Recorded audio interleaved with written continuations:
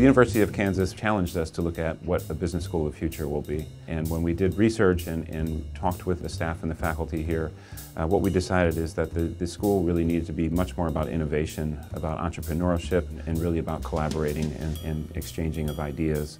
So we actually sat down and started talking about details of images, the reaction of alumni coming to the school, as well as a prospective student coming to the school.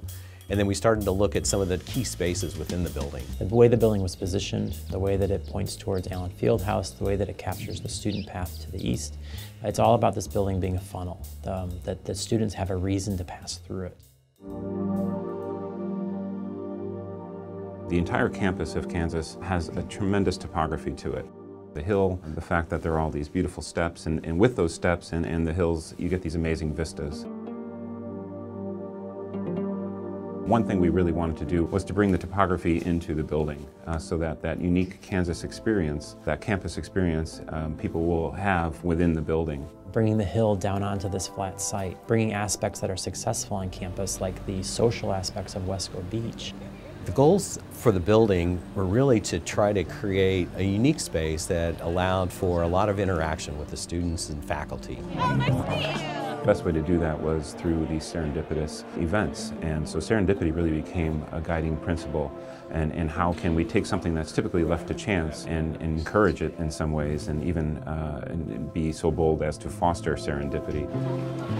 But really just kind of happenstance. We wanted to be able to have those spaces where students would see their faculty and be able to say hi to them, sit down with them, have a cup of coffee. Encourage them to be together, to bump into each other. We wanted to make sure that all the activity that was happening in the building was happening out in the open, so that if you were a student walking through the building and you happened to see maybe a TA and another student working on a problem, you might become engaged with them, have an idea, and share that idea with them. Seeing the synergy that's going to come from that.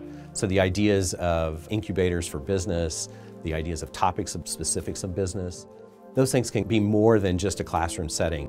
That's when innovation flourishes. That's when people become more entrepreneurial, and that's really when you see the collaboration fostering amazing ideas and energy within a space.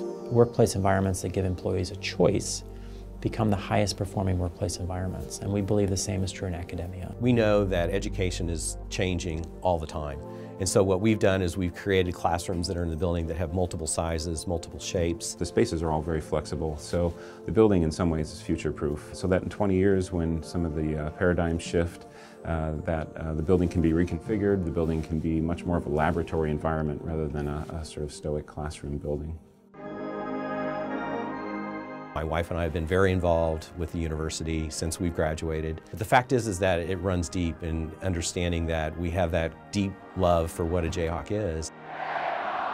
Having the opportunity of working for the university and designing the business school means so much to me in regards to being able to instill that thought process of what a Jayhawk means.